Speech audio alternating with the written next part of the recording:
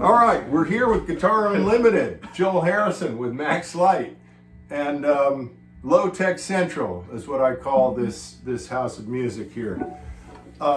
We were just talking about how we're both from Washington, D.C. Max is a generation younger than me, but there are folks closer to his age who are great players from D.C., Wendy Eisenberg, Anthony Pirog, Tosin Abasi, all of which we both know. And that's exciting to me because when I was growing up, as I said, it was just like Danny Gatton and Roy Buchanan, you know? So I don't know that how much of a commonality that gives us as players, but we'll see when we jam together. We'll find out. One thing I've always said about Washington is it being right on the Mason-Dixon line. There's this confluence of north and south. It's kind of as JFK said, it's a southern city with it's a northern city with southern charm. So, you know, that mix of influences of different kinds of music is a huge part of what makes Washington D.C. scene a Washington D.C. scene. But I want to talk about something you're doing that I don't think is regional at all. It's based on your study of, I believe, Alan Holdsworth. You were mentioning Tim Miller, Kurt Rosenwinkel. This interval approach you have to playing wide intervals over chords, and I would like to see you show us a little bit about how you construct those lines. Yeah. And it could be over any chord you want. I think we were talking about sus chords and minor chords and major. I think major chords. I think it gets harder when you do stuff like that over like an altered scale. Yeah. Or show us. I like it all. I mean, it's a big topic we talked about a little just now, but my sort of inner Valk approach or whatever sort of comes from coming up through metal and being into bands like Between the Buried and Me and Protest the Hero and then Meshuggah through them, but just being into these guitar players that were sort of hyper agile. And if I go back like way further back to like checking out Guitar World magazine and Guitar Player magazine, checking out these riffs that these guys would be doing, and it would sort of be something like totally symmetrical, like unrelated to any harmony or something, but something like. So that's really, to me, that's a finger lick. It's like a finger. It follows your fingers. Absolutely, and I think that like it's sort of lame, but also like I think that stuff can't be like underrated on the instrument because it's such a physical instrument. I like agree. we can like. Things that lay on saxophone don't lay on guitar, and things that lay on piano definitely don't lay on guitar. So there's this other thing, and like coming from metal and working out like sweep arpeggios and stuff. I can't even do like spread triads like that anymore. But coming from that and then getting into jazz and getting into Alan Holdsworth and Kurt Rosenwinkel and even like like Mark Turner and Chris Potter and whoever, like playing these wider, more stacked ideas. It's sort of just, I noodle. I mean, we talked about this a little early, but I've never really been like a working out a lot of stuff practicer. I've always just basically noodled and tried to sound a little better every time I do it, or try to like have more fun every time I do it. So that sort of led to me just like finding some and like developing my ear along with it, but finding sounds that I can kind of play these open sounding things using these wide intervals. Not that it was like an explicit goal, but like I'll just play something over an E major.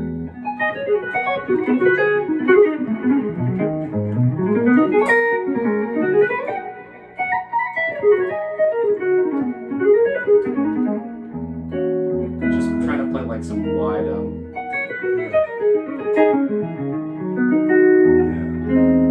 And you've got really good technique, and on so many levels it's just allowing you to do this. I'm looking at your left hand position. I'm looking at the relaxation of your right hand. Right. And it's going by fast, but I can tell what you've thought about a lot is what to pick and what not to pick, and what's hammering on and what's pulling off.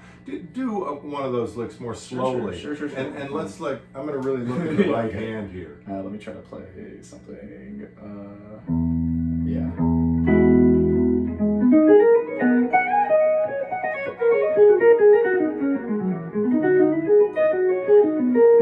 Forgot the goal was to play something slower. Come on. Let's see it.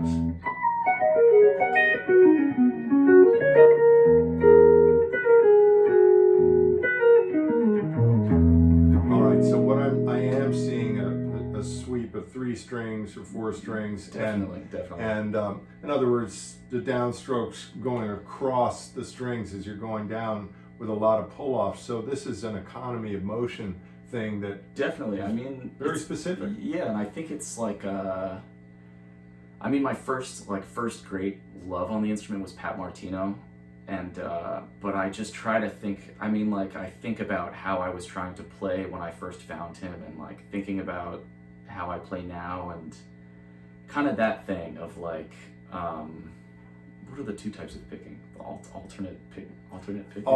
Yeah, and that thing and economy picking are these 2 ways that I think people kind of talk about picking. Yes. But when I get asked about it, I'm sort of like, well, what's like? There's no phrasing or articulation advantage to alternate picking. I mean, there's sort of like a discipline advantage to it in a way, and if you're trying to play like very punctuated with a totally even sound, but I just feel I never was like, well, why would I do that? Like I can save micro amounts of stamina and like phrase in different ways and use my right hand to just articulate the way I want to if I'm not even thinking about it. Yeah. You know what I mean? So I do, absolutely. I think that's kind of, you said like economy of the motion, and it's like I've tried not to think about my right hand as much as possible. Just like make it like a feel right and be a vehicle to like complete what the left hand is doing. And I think Kurt Rosenwinkel said in some interview or lesson, like it should just be the thing articulating, or should just be the tool of articulation. Like you shouldn't even really notice it. Yeah. And I feel that, and like I feel it with other players I love too. I mean, Schofield for one is like, I mean, he's definitely not alternate picking. He's hammering on and pulling up all the time. Like it's like almost like it's like this amazing phrasing thing, and he just uses his right hand to like enunciate and like attack it when it's time to. But then there's so much like personality just in the way he grips and bends and hammers on and pulls off, and I just like very, I don't know, that kind of playing is very attractive, seductive. Okay, but before we move away from this, just do something with a little bit of harmony in it, using some of that language, whether it's a 6-2-5-1 or something like that anyone can relate to. Play like a 2-5-1 kind of vibe in E major. We're guitar E, players. we're still in E, thank God. So we've got all these People's open key.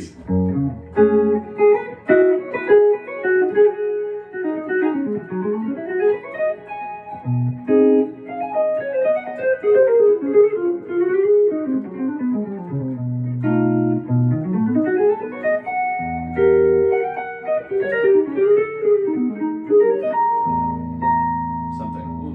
There's another chord. That's the chord I wanted to play. That was sort of like an ambiguous 2-5. Okay, so slow down the 5 chord for us, so people with less facility can understand. A lot of what I think about is how to treat dominant chords and how to prepare them and color them. You know, so I think in there I kind of started this idea by playing some A Lydian adjacent sounds over F sharp minor, featuring the G sharp very heavily. And a sound that I've come to love is the sound of 13 flat 9, like the sound of a G sharp or A flat triad over B. So as I had kind of prepared it with a diatonic 2 chord,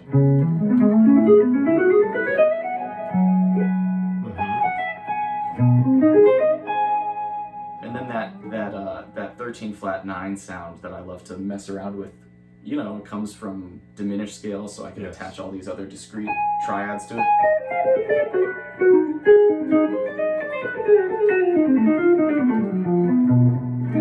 But there's all these Yeah. other things that I like think about and try to relate it to, like the sound of 13 flat 9 also kind of being related to like the sound of A melodic minor over B7, which has those same tensions in it. Well, let me think about that Yeah, for a second. totally. Okay, so Yeah.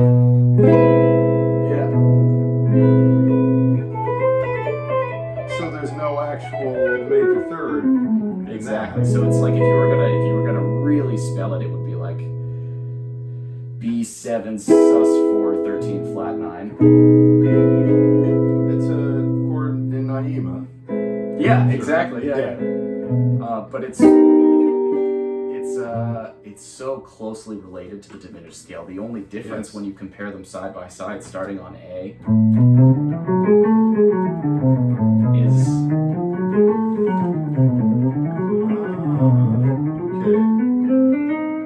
is the zone of the leading tone, basically. So I really think a lot about these shared tones between different scales or like harmonic situations that you can apply to color the dominant chord, because it's really, I mean, it's a pretty significant but subtle difference with all these things. And like I just think a lot about, and I mean then it's like, you know, and there's so much diversity and nuance in that one little micro decision you can make on the dominant chord, and that's not even built off of the altered scale, you know?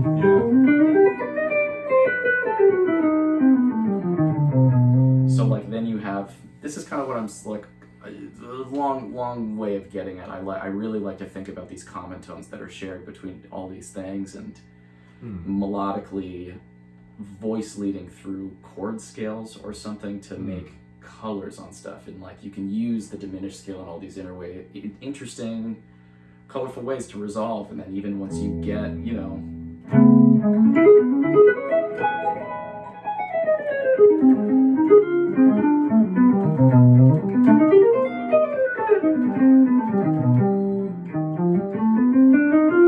and then getting to the one chord and still using diminished scale to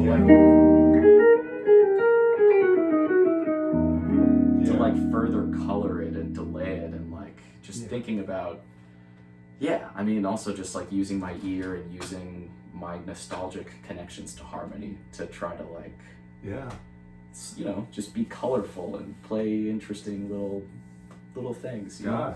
I do hear, and especially in that last line you did, I hear Kurt Rosenwinkel, and if I took a moment to or you did it again, I might figure out what it is, but there's a certain sound over a 5 chord, which so let's talk about his influence for a second. Now you are using the Pog, which I think he was the first person to kind of bring that into like an acoustic jazz. I'm guessing. I never knew what the Pog was until I heard about it from him. So a polyphonic octave generator.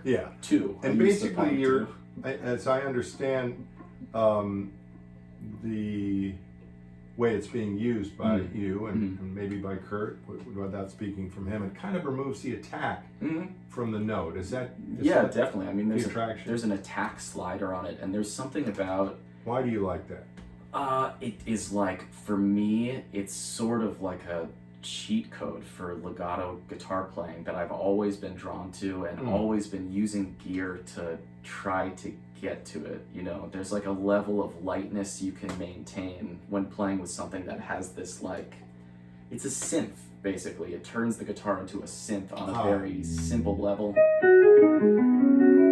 But I can just play as light as humanly possible and get as much sound out of it as possible without having to use a distortion pedal or without having to use a compressor, which to me has like a different set of problems. But I was using it for a while, like when I was doing the Monk competition before the pandemic, I was using a compressor at the time because I was just like struggling to be able to play as light as I wanted to and produce enough sound, and like just practically speaking, for me to want to work as a jazz musician in New York, I can't play with distortion 100% of the time. So like, Kurt's music was so influential on me when I found it late in high school and early in college, and I just like couldn't understand how he was able to produce such a light, elegant sound. And so like there was so long where I was just like cranking the amp in the practice room and just being like trying to bow the string almost to get that kind of articulation envelope that he gets, which I later would, I mean, I think a lot of it is from the Pog, but like just like I would play sessions and crank the amp and So just play without the Pog for a second. Let's hear the difference. I mean the attack. Why do you want such a light attack?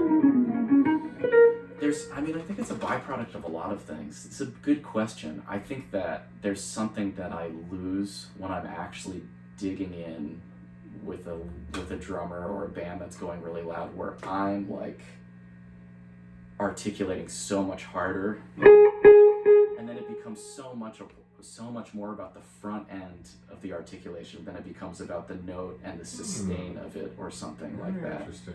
It's an interesting question. I mean, I definitely like, it's impossible to not evoke Kurt Rosenwinkel at this point if you're using a Pog, but I also don't feel like we have to pretend like he isn't such a massive influence on guitar in the 21st century now. Like it's like just, you know what I mean? Like well, I feel like it's plenty of people started using more reverb when they heard Pat Metheny and delay. Yeah, so and I think it's what you do with it. Yeah, I think that's kind of the thing. And like, I'm not trying to cop his shit or anything. I just, once I started using it, and I feel like I honestly use it, like you still get a lot of articulation.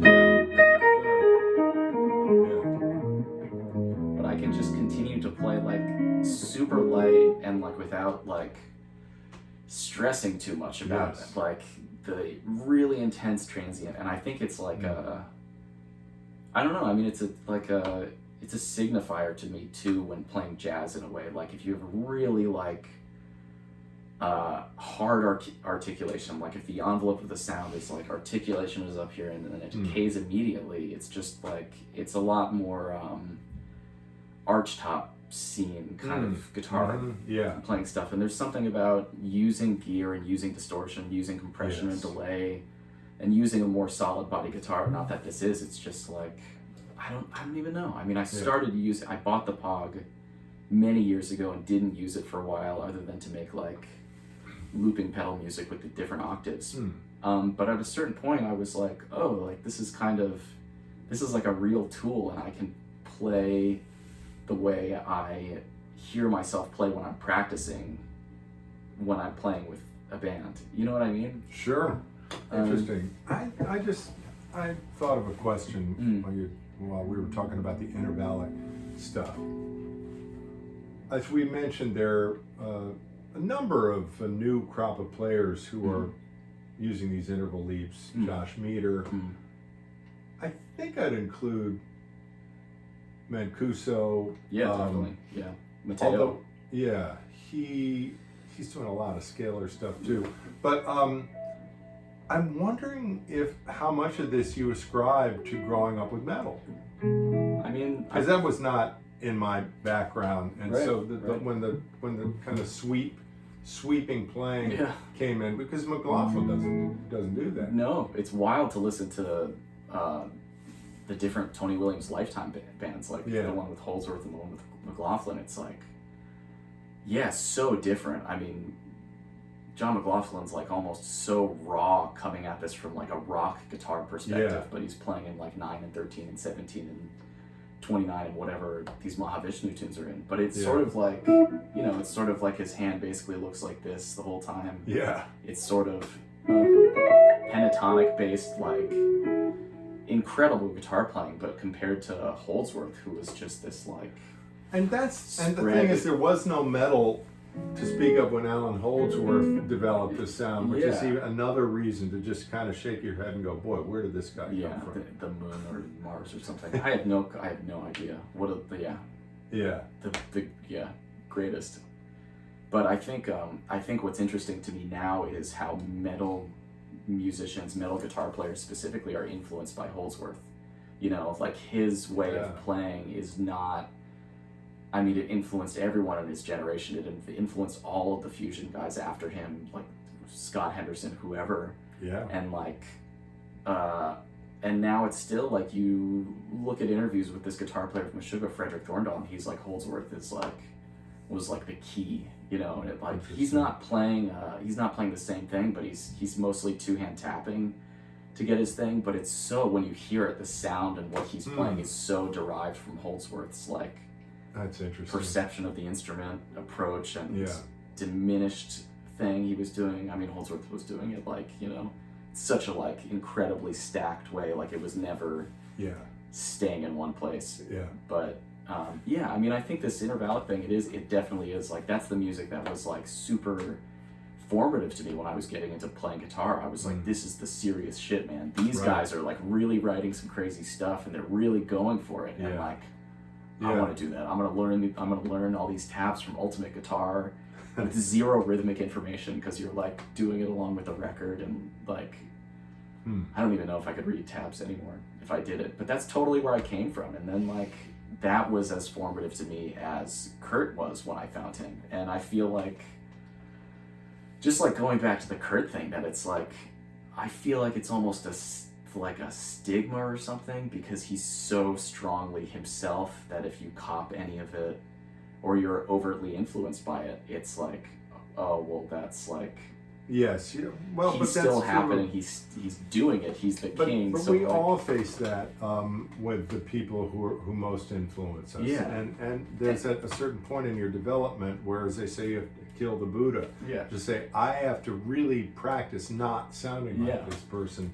And each of us has had somebody different like that. And then I think you come back to it and accept it later. Yeah, that's and go, I mean, well, that's kinda, now I want to actually go back to that. Yeah, that's kind of what I did. I mean, I listened to, wore those records out my freshman year, was practicing all the time, and like it just, through osmosis, it just kind of entered my DNA in a way. And I was like, I gotta stop. I gotta like listen to piano players and like listen to some other more open stuff. Like got really into Paul Bley and really into Keith Jarrett American Quartet years, and really into Ornette and like anything but guitar, basically, because I was like, well, I don't want to sound like another one of these guitar players. But ultimately, once I came back to it, I was like, man, like, that's my dude. Like it's so in my in those extremely formative years when you're a younger person and practicing all the time and listening to music all the time and really like in the shed trying to figure it out and like sounding like shit the whole time. You know what I mean? Yeah. And then so I came back to it and was like, dude, I like Kurt. That's cool. I'm cool with liking Kurt. I have no problem with it. Let's talk about your new record. Max has a recording that just came out on AGS Recordings, the guitar-centric label started by yours truly. And there's so many interesting pieces on this record, and I'd like to talk a little bit about your composing. Some of what I notice that stands out on the record is different approaches to form, to time. I really feel like you early on have started to develop a compositional language.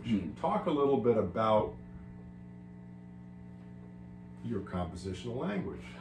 That's a good question. I mean, I think a lot of the stuff that most interests me about the compositions of my last record are kind of the different ways of dealing with subdivision within time and within whatever you're metered playing in. That's something that's always interested me, and I've always been interested in, I'm just going to talk in like a million directions. I have no idea what I'm talking about. Please, but before you do, tell everybody the name of the record and who's on it. Okay, so the record is called Chaotic Neutral. It features me, Julian Shore on piano, Walter Stinson on bass, and Stephen Kramer on drums. and Caleb Curtis on Stritch, which is straight alto on 3 tracks. And it was sort of, the record and the whole project was like a real concentrated labor of love for me. And when you approached me with this idea and asked me to do a record, I was like, if I'm gonna do one right now, I'm just gonna do it with the people that I hang and play with all the time, and that I can just like do basically exactly what I want to do with, because we're all sort of, we all live in Brooklyn, we all play together a lot in a lot of different situations, we all write original music, and we're all kind of focused on and exposed to similar formal composition things. So when I bring some idea, like the title track of the tune Chaotic Neutral, it's this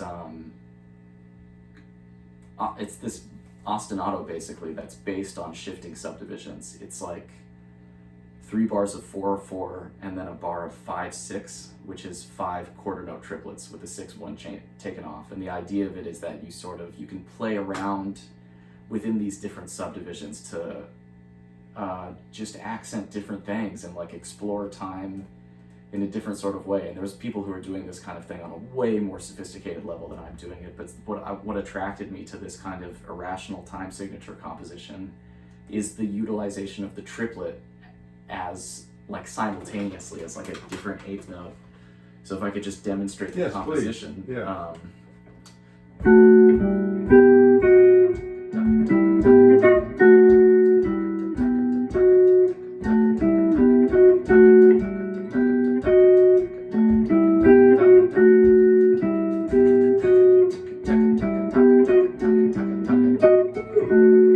So it's like this thing where you're using the triplet to create a new measure where the triplet is the 8th note, and you're kind of like, you can swing, you can play straight off the triplet, you can play 16th notes over the triplet grid, you can play 16th notes in the new triplet grid.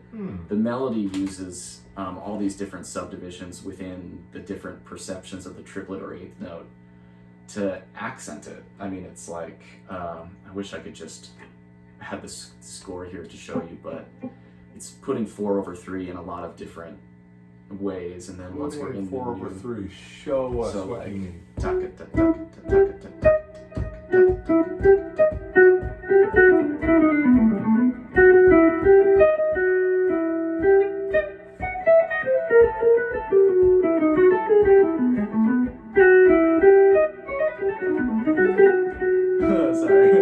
it's hard to do this without a rhythm section. Okay, but it's sort of let me see if I can play. I don't want to try to play the piece because I probably have to work on that. But can I just play with one or two notes the rhythmic subdivision so people can see now? Yeah, so it's just using the triplet. But you need to count this for me to go totally. go quicker here. Totally. So it's in 4/4. It's like I'll just play that bass line.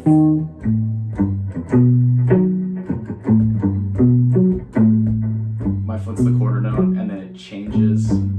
So when it changes, it switches to the quarter note triplet, basically, but it turns it into a bar of 5/4.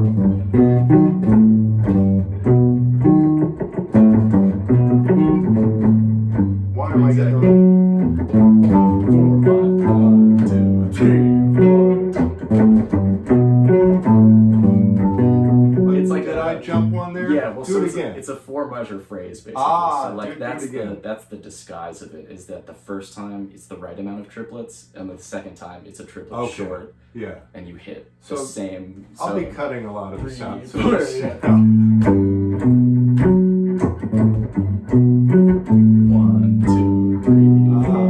1, 2, 3, 4, 5, 1, 2. Oh, It's hard. Keep going.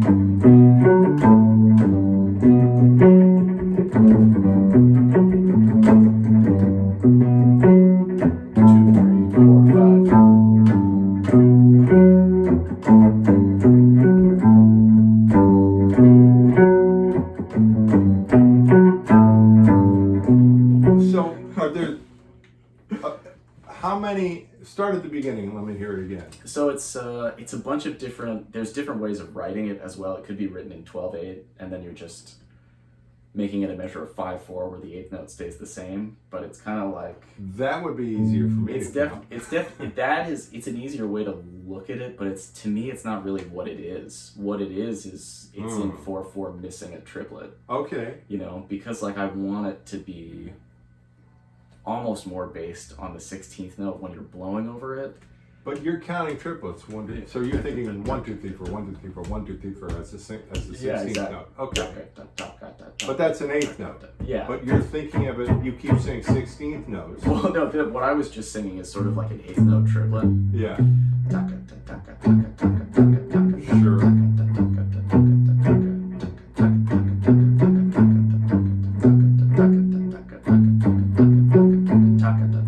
You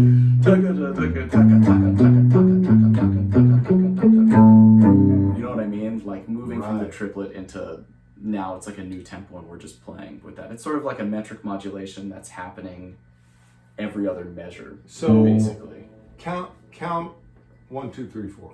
1, 2, 3, 4.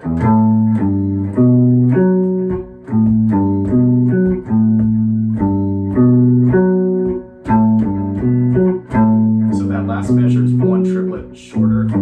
So to me, it's 3 bars of 12/8 and 1 bar of 9/8. 1 bar of 5/4 really, because it's only 1 quarter note triplet shorter. Yeah, One more so time. like 1, 2, 3, 4. 1, 2, 3,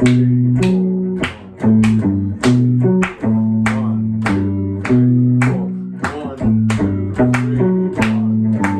It's not really metrically accurate though, because it's like I'm still using the triplet or the eighth note as the subdivision. Like I'm just moving the emphasis from 1, 2, 3, 4, switching it to the quarter note triplet. Oh, you know what I mean? So okay. really, it's not. Yeah, exactly. Okay. It's not even. It's never gonna line up with like. Let's try it one more time. Even I'm gonna clap. 3, 4.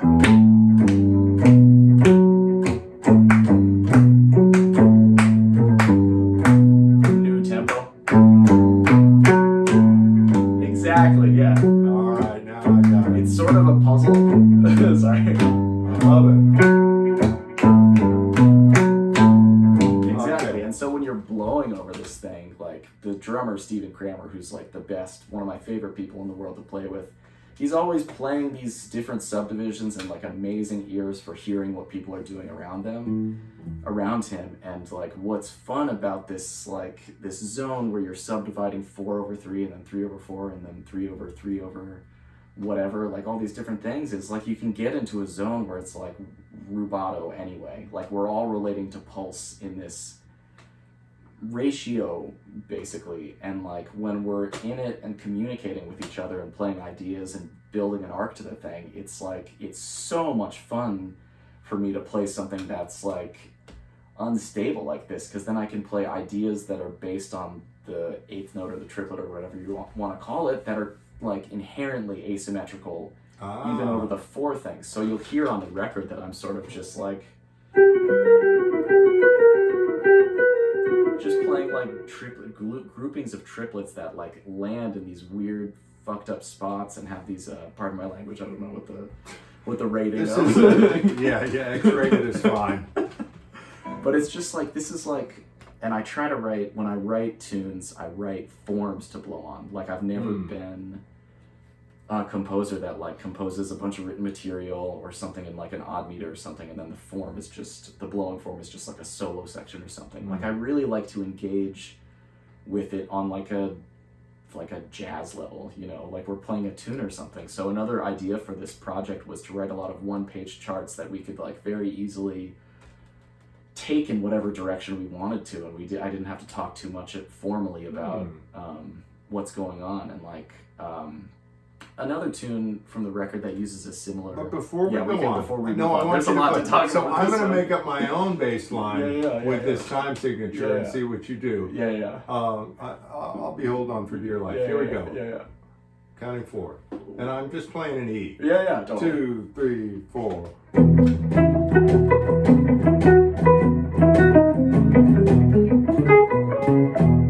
Yeah.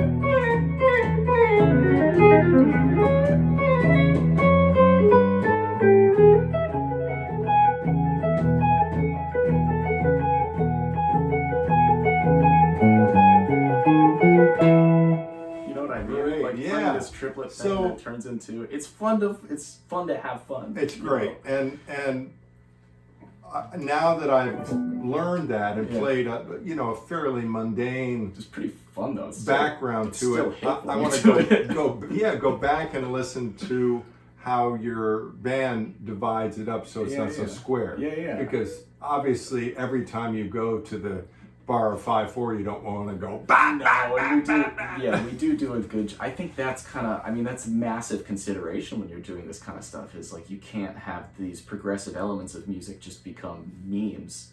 Yeah. So within these little bars of 5/4, we're shifting and we're playing different subdivisions and we're playing pretty loose with it because we're all just like, it's still music and it's what we're trying to do with this kind of gnarly musical element. You know, it's not it's tricky, but once you explain it and I play it, it feels it's kind of natural, intuitive. Yeah, we all play and deal with the triplet. Yeah. At basically all moments of our life in some jazz improvisation, whatever. Yeah. So we all know what this stuff is, and it's just kind of, for me, it's fun to mess around with it. And I'll relate it to another tune from the record, the first tune called Pathos, which is a similar issue from a different angle in a way. It's in 5/4. That's not in 5/4. That's not even true. It's in 9/8. Okay. What I wanted to say is the 9/8. I skipped a whole sentence in my brain. The 9/8 is structured in a group of 5 and a group of 4, and sometimes there's a quintuplet over the last group of 5.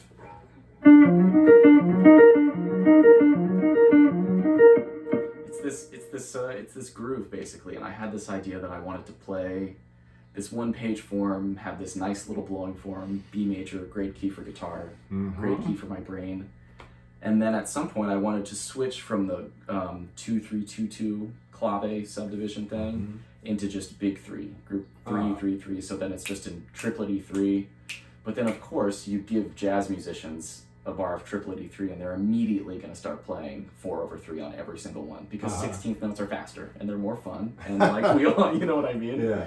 Like I would challenge anyone to resist that urge, and then once it happens, it's like, man, cool. So it's like this 12/9/8 thing happening that I can almost get to playing the earlier clave 2-3-2-2 by just being a little loose gesturally with the density and just like playing these things. And you'll hear on the record that like we're subdividing like crazy, but there's also moments where it's like whoosh, and we're just playing very dense gestures.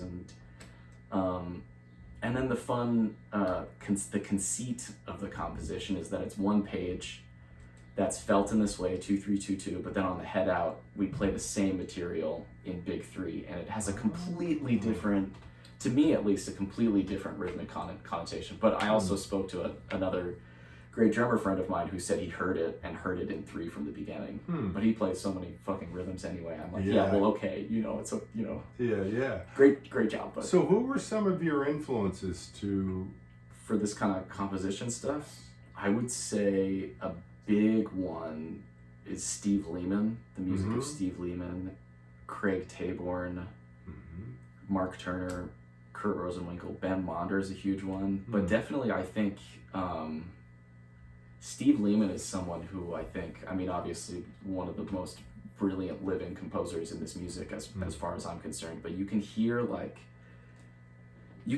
these subdivisions and that he has this way of dividing up meter in these really interesting ways. Like his tunes might be in some crazy meter, and then the melody is just like 5/4 on it anyway. And like I just got so into his trio record, Dialectic Fluorescent, with Damian Reed and Matt Brewer when I was in college. I remember I was taking the Northeast Regional from Boston to DC, and I was like listening to this version of Moment's Notice they have, where it's the same clave that Pathos is in, 2-3-2-2-2,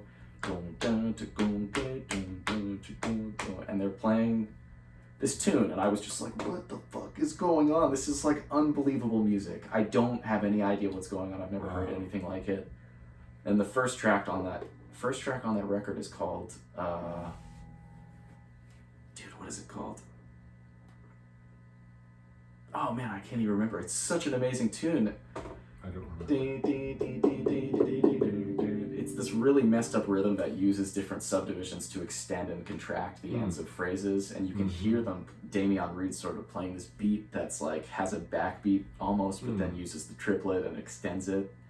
I don't know. His music still, it continues to be so influential to me. His use of rhythm and his own, like, it seems like he is just like really trying to play with subdivision, play with different ideas, and he messes a lot with microtones as well, which I have zero experience doing other than just basically, I play guitar, so that's the one I can do. But I think it seems also to me that he's really having fun and enjoying playing with the elements of music that we all have access to, and trying things that are just a little far outside of common perception, so when you hear it, you're like, what? Like, sounds like it's in this meter, but I don't, like, they're doing something else. And he's playing this really dense group of 7 while it sounds like they're playing 3.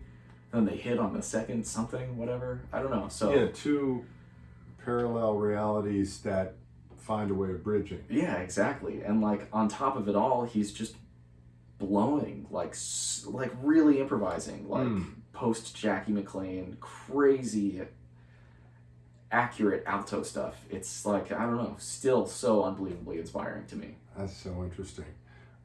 So taking some of the more advanced concepts which you're talking about here, how does this inform your standards playing, or jazz writ large? That's a good tunes. That's a really good question. I mean, I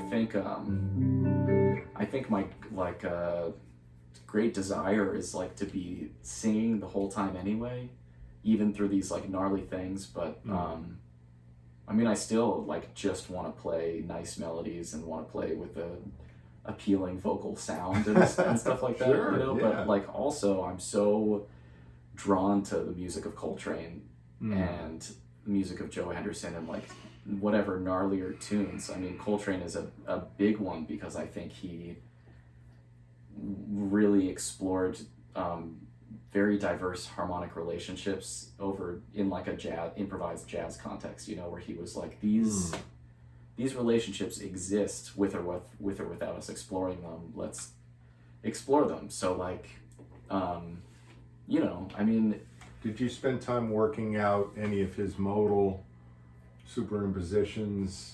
Not really. I mostly just shed the fuck out of his tunes for like a long time. I still do. I just love to think about these major third relationships, which are in other people's music as well, like Ravel's music. It's all over the place. But another tune on the record, I'm just like tying it all together. The tune Times Had is based on, I kind of wanted to write a tune in a really fucked up meter with a lot of like hits off the beat that was based in a major third relationship with zero preparation of the key centers. So like, it's kind of like, what if we played Giant Steps with no 2-5-1s? You know what I mean? It would be like...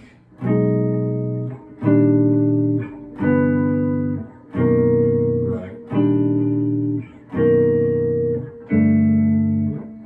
It's kind of sick. Like, I like the way it sounds anyway. So this tune is just revolves around B flat major, G flat major, and D major,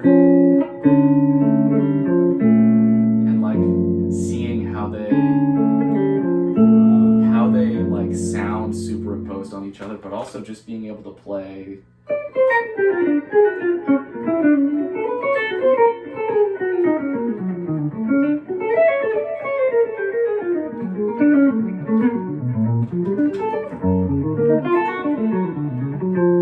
Whatever, lines that just explicitly go to these key centers without feeling like I need to go. You know, just exploring how they're related to each other. This is a long, like, you asked me about how this stuff informs my standards playing, and it's more like how, I think it's more the other way, like how my thing evolved out of playing tunes. You know what I mean? Absolutely. So just like finding these things and finding these interesting relationships in Coltrane's music that are also in other pieces of music, like Here's That Rainy Day, for instance.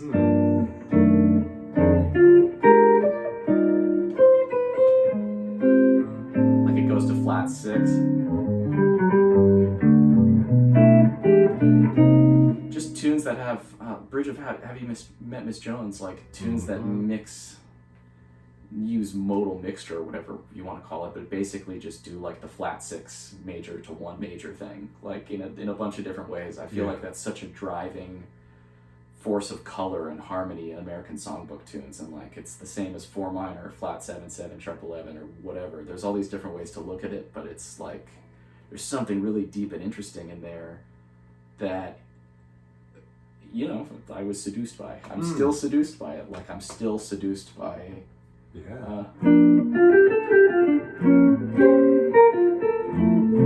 very simple sound of like 4 major, 4 minor, 1. Like that's like pop music. It's beautiful like, sound. You know, and it's like, and it's a real, it's a thing. It's like this thing that exists, and we can all relate to it, even if we don't play music. You're like, what? Yeah. You know what I mean? Like people aren't listening to, what's the Beatles tune? Oh, there are places I remember in my life. Yeah, in my life. Yeah. And like that's like one of the, I mean, everybody loves that song, and it has this like this moment of rich harmonic diversity that's central to the tune. And there's so many tunes like that, and it's like that's the kind of thing that I just like, man, that's so killing. I can't resist. I want to do it. I want to play D flat major to F major over and over and over and over again.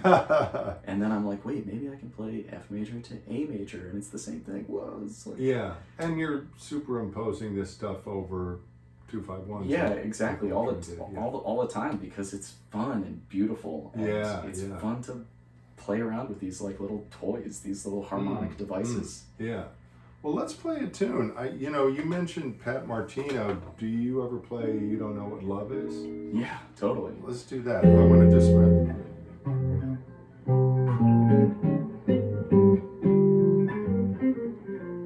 So, bridge... Da, da, da, goes to C major, right?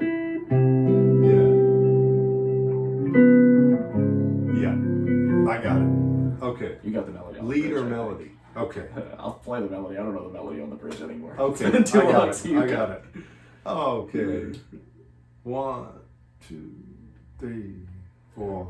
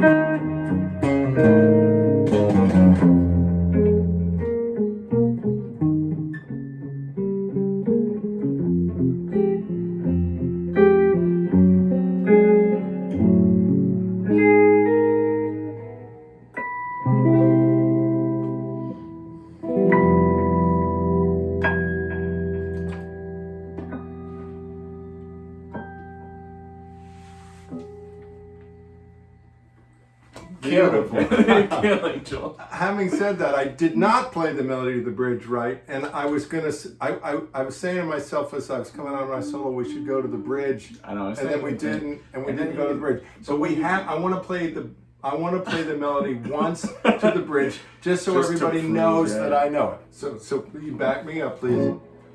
You know. Here we go. 3, 4. Do you know what the lost heart feels? And the flow of wind missing, and love that taste of tears.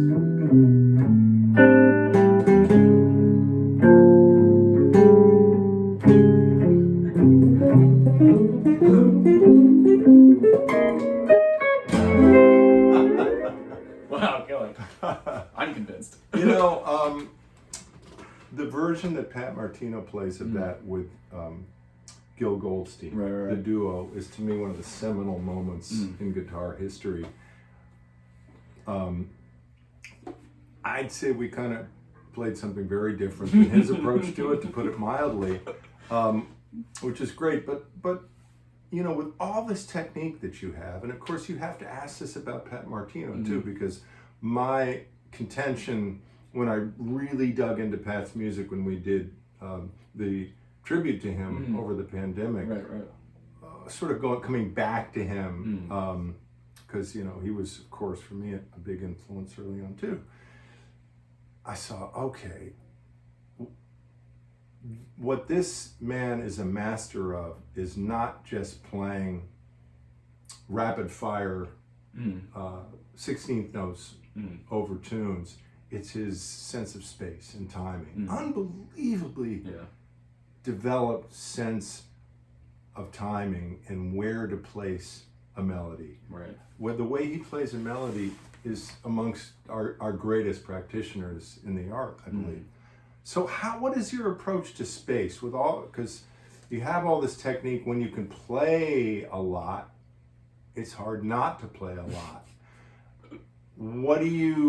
How do you think about it? How do you prioritize it? It's a good question. I think, I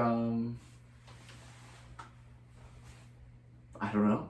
I sing. I try to sing everything I play and play everything I sing, I would say. So, yeah, I mean, I don't think about it too much. I sort of just try to let whatever the performance is have its natural arc, you know, which comes from whatever we're both into.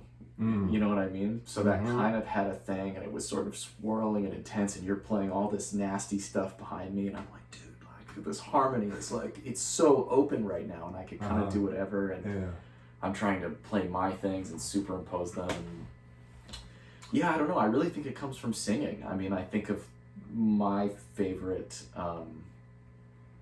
instrumentalists that don't play a mouth instrument, you know? I think a lot about piano players. I think a lot about Keith Jarrett and how lyrical he was, and the open stuff and the ballads and the solo stuff, and how he's just singing the whole time. It's so poetic. Yeah, it's incredibly poetic, and that was like my greatest. Yeah, I mean, some of those live standard trio records before I was even into the, you know, stuff with Dewey Redman or This like is was amazing. just like the way they would shape these tunes, like on the live album My Foolish Heart, the performance of My Foolish Heart has this moment where Gary Peacock takes the first solo.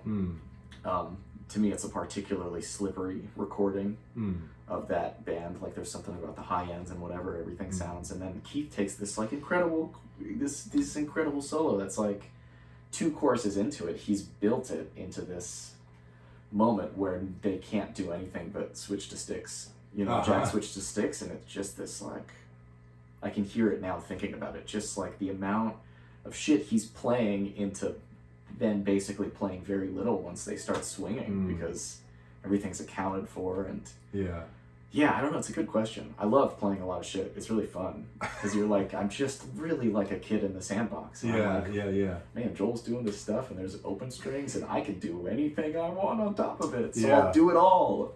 Well, I because I don't have a ton of that type of facility, I, of course, had to think about it maybe even more than you. But all good players find a balance. But, really, in my lifetime, one of the trios that showed me mastery of space was, of course, the Paul Motion trio with his own Joe Lamont, where there could be almost nothing happening and everything happening within a given set. And each of those people approaching density and openness in a different way every night. Absolutely. I mean, Lovano to me is one of the greatest like mysterious shredders in a way, because when he plays, I feel like it's the only way to talk about that thing he does, the dense thing. You know what I mean? Where it's like, man, oh my God, played the entire like register of the saxophone at every possible note, and it's just this like, this like insane gesture. It's really inspiring, unbelievable. Well, and these people, and obviously you put in a ton of time doing this. I see people like Joe, especially of that generation, I think, came up so steeped in the language of bebop and of jazz harmony that like Sonny Rollins is like right there. Once Joe. they go off from that, there's such a deep foundation, and isn't that the great struggle in learning jazz? Is especially for guitar players, because we have so much guitar music we want to deal with, blues, metal, classic rock, and the stuff that maybe we're getting hired to do when we're growing up, and it sounds great on guitar. And then we've got this entire history of jazz harmony, and bringing the two together is really a life's work, because to me, I always wanted to sound like a guitar. I never wanted to sound like a saxophone.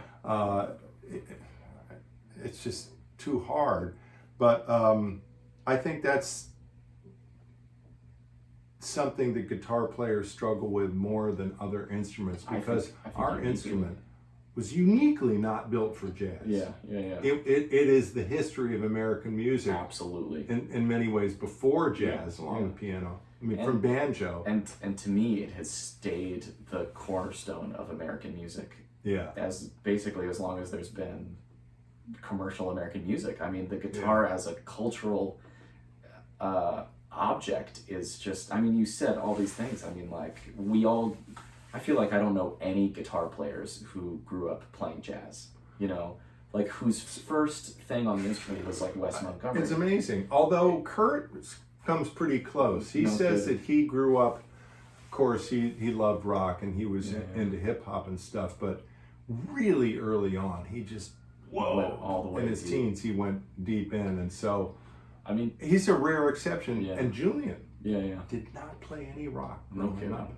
But it's funny now because Julian, now he's kind of rocking out more. He came from the mastery of the archtop through the like contemporary assimilation of gypsy jazz language and the Frank Vignola thing, and like playing on L5s and whatever. And now I remember I saw him when I was in college, and he, for the last tune, he was like, I'm going to play a Telecaster for the last tune because this is really what I want to be doing all the time. And then fast forward 10 years. Yeah. And it's all he's doing. It's all he's doing all the time. And to me, he's like, I don't, like, not deliberately or whatever, but he's like directly placed like in the lineage of this thing, because he's just playing a Telecaster into a Fender amplifier and playing so much shit, but it's like, it's the sound of American music, you know? Well, I do think that the thing that really sets Kurt and Julian apart from others, I mean, there's a big generalization, is that they're very early on, they started to play jazz tunes all the time. Like, as you said, for many of us, including me, it was a little later of an addition and maybe not as much of a priority. And so I teach a lot of guitarists who are coming to jazz after growing up with rock. And I just say over and over again, because you have facility on the guitar, you think this should be easier. I know you believe that, but because this isn't in your DNA from a young age, it's harder. I mean, I have this, you have to play them over and over and over again. And it's language. It really is. Bebop improvising is language. It's speaking phrase and language, and it's content within the phrase. You know, it's not just throwing your hand at the thing. And like every time I like a student that's like, I really want to get better at rhythm changes. How do I do that? And I'm like, play rhythm changes and listen to jazz every day for like a long time. And like rhythm changes, for some reason, I find is like really hard. It's really hard on guitar, and I always have students come to me like, I don't really know, like, and I'm like, well, it's a lot of changes and it should be easy, and you can kind of, and they're like, well, I look at the first four measures as just B flat, and I'm like, yeah, that's why it doesn't really sound like bebop. And like, you don't hear Bird just playing B flat whatever stuff, you know? So it's like, how do you get better at it? I feel like when I talk, like, they ask me how I improved on it, and I'm really like, dude, like, I looked back in time and like, I came back to it year after year after year after year, and at some point I listened to so much bebop and played with so many different people and got my ass handed to me by saxophone players over and over again that finally I was actually playing diverse harmonic information on the 6th chord every time, which happens every 2 measures, you know? And it's like, it's language. I know, if you play those rhythm changes without getting that in B flat, without getting the B in. That's what I'm saying, like, it's sort of as simple as that. And you know, it sounds so easy, but but it's just, you have to do it a lot. But it's the elegance of improvising syntax and grammar, and it's like, I just have to check my phone to see. Okay. All right, let's play one more tune. He's got to go to a gig. The guy works a lot. You know, you can tell he's got facilities. He's got the information. Let's play Scrapple from the Apple. Cool. We'll play some bebop and thank God there's not a saxophone. Why don't you start with the melody, and then we'll see where it goes. Yeah, definitely.